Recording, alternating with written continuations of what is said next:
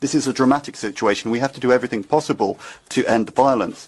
Since he entered power in 2014, Narendra Modi, the Prime Minister, has been implementing a radical nationalist Hindu policy, which has had terrible consequences. Journalists, religious minorities, and human rights fighters. In India, millions of Muslims and Christians suffer every single day because the government violates their most fundamental rights. The situation is serious. That's why the European Parliament must vote tomorrow on a very clear resolution. It has to be clear in denouncing the nationalist discourse of Mr. Modi. We should all be worried about the worsening human rights situation in India. Freedom of press has narrowed. Journalists and activists have been arrested for false reasons.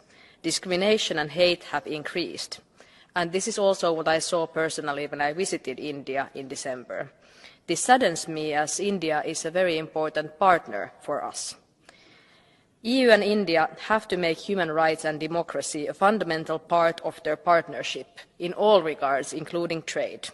Our joint resolution is crystal clear. We are calling on India to do everything within its power to end ethnic and religious violence, to punish perpetrators and end Hindu extremism. Without ironclad guarantees in this area, then we cannot talk about a new trade agreement with India. India is an important partner to the European Union, but if we as a Christian community can respect other faiths and identities, we must ask our partners to do the same.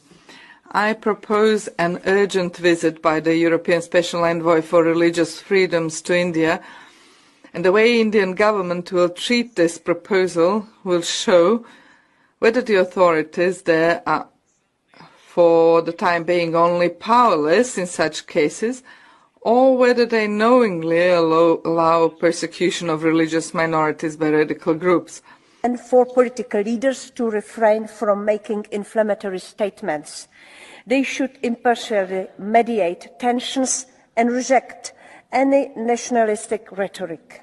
Today, let us send a clear message. The EU holds a powerful tool in trade policy, and we demand the integration of human rights into our EU-India partnership. Indian officials often like to boast that the country is the world's largest democracy. Intolerance and violence against religious minorities paint a different picture. These attacks against Christians are not isolated incidents. They are organized, leaving behind destruction and shattered lives.